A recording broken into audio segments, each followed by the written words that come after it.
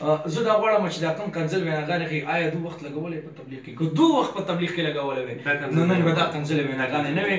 او الحمدلله الف خان شیرپاو صاحب زه ډېر زیات شکرګزار یم د دې د فاونډیشن دا حق او سچ دی حقیقت دی بیا م وایم په دې سکرین شیشه باندې وایم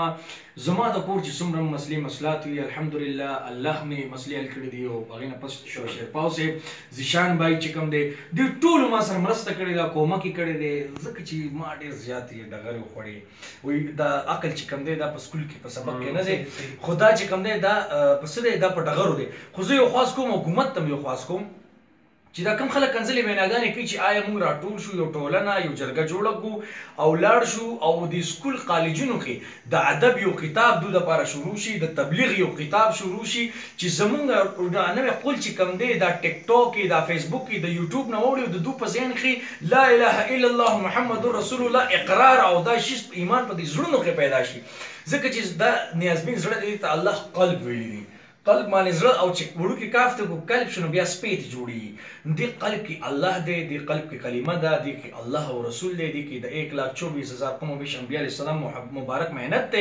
خو نه جی نن سبا زمونږ د دې نوې قلب په زړه کې ټیک ټاک پروت دی خویندې ښځې مونږ د خپلو بچو ته غټې غټې موبایل ورکړي خو مونږ د خپلو بچو تپوس نه کوو پوښتنه نه کوو چې آیا زما بچې کوم طرف ته روان دی دا موبایل خو مې ورکړی دی چې دی په دې باندې څه قی لګیا دی نن سبا زمونږ هغه خویندې میندې چې کومې پرده کولې هغه نن په ټیک ټاکو باندې را روانې دي هغه عزتونه نیلام کیږي نو چې هغه عزتونه خلکو ته شاسوار تاسو نه رسوئ او شاسوار دا خلکو سره نه قیني نه پاسي نو ګوره اوس یو ملګری زما مثلا یو مثال درکوم زما یو ملګری شراب څښي یو نشه کوي او زه د هغه نه کرکه کوم چې ته خو شرابي او بچې ده سره مه کښېنه نو هغه ته به دعوت څوک ورکوي مولانا ترجمي صاحب پخپله وایي چې بریلوي شیعه کافر دی شیعه وایي سني کافر دی بل وایي دی کافر دی جنت ته به څوک ځي نو اصل کردار اصل شیز په دې پکار دی چې زمونږ په سکول کالجونو کې د پښتو د تاریخ د پښتو کتاب شروع شي ایمان او دین خو الله رب العزت زموږ په دې رګونو کې ایښی دی هغه یو شی هم داسې وکړه کوئی مسلمان نه وی نو زه بیا هم پښتون مسلمان وم مونږ کې خو پښتانو کې خو هغه شیز ډېر دی خو صرف کلمه کمه کلمه هم راغله نو زمونږ ایمان پوره شو دا په دین مړه خلک دي دا په دین ډېر زیات مړه دي په تبلیغ باندې مړه خلک دي زه وایم تاسو ته تاسو په خپله 4 میاشتې ولګوئ تاسو د تبلیغ محنت ته لاړ شئ زه خپل ښځه بچي پرېږدم تبلیغ نه پرېږدم زما ژوند به د 2 کالو سره نه تړي چې شاسوار د 2 کالو تبلیغ کړی نه زه بیا هم ځم بیا به هم ځم بیا به هم ځم په 4 میاشتو کې نه څوک عالم کېږي نه څوک مفتي کېږي نه څوک قاري کېږي خو د دې انقلاب د دې بیک د وجې الله رب العزت زمونږ په دې ذهن کې یو آیډیا یو مشوره یو مرکه په دې جرګه وشوه چې د یتیمخانې افتتاح وشوه د الف خان شي فاونډیشن طرف نه د مدرسې افتتاح وشوه د 26 کورونو افتتاح وشوه یتیمانانو دپاره وخو شوه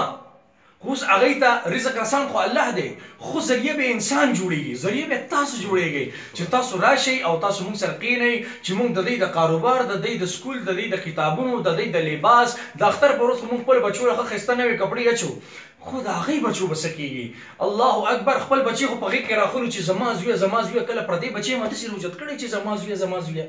دا ایمان دی دا یقین پکار دی څوک چې د تبلیغ او د جهاد نه انکار کوي دا د ایمان نه خارجېږي خو زه بیا هم شکرګزار یم د الف خان صاحب ستاسو هم شکرګزار یم چې تاسو زه په دې شیشه دې خلکو ته مخامخ کړم بھائی د دې کنځلو ویناګانو نه هیڅ نه جوړېږي د دې په ځای چې 2 رکعاته نفل صلات حاجت وکړئ ما ته دعا وکړئ زمونږ د فاونډیشن ته دعا وکړئ الف خان شیرپاو فاونډیشن ته دعا وکړئ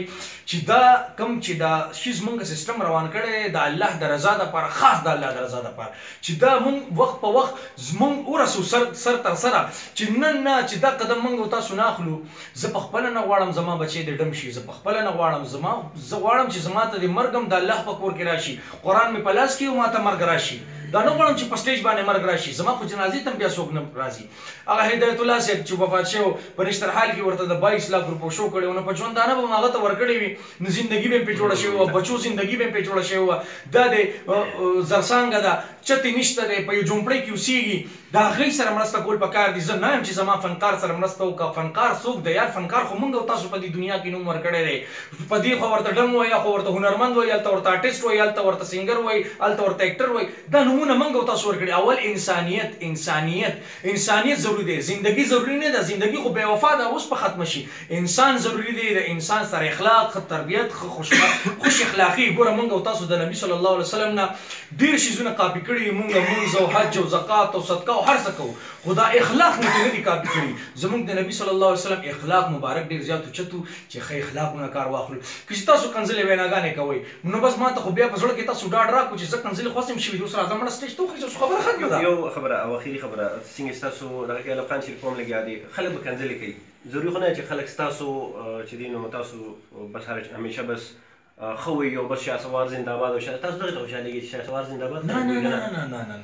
شهسوار زنده باد دی نه وایي، اسلام زنده باد دی وایي، تبلیغ زنده باد دی وایي، دین زنده باد دی، خو انسانیت. ګوره د انسان زړه چې ازاروي نو بیا کعبې ته مه ځه. بهترین خبره تاسو لپاره. تھینک یو ویری مچ شهسوار. تاسو الریډي 2 غنټې انټرویو شو. ایوب خان شریف تاسو هم ډېر زیاته مننه. تھینک یو ویری مچ، تاسو ډېر زیاته مننه.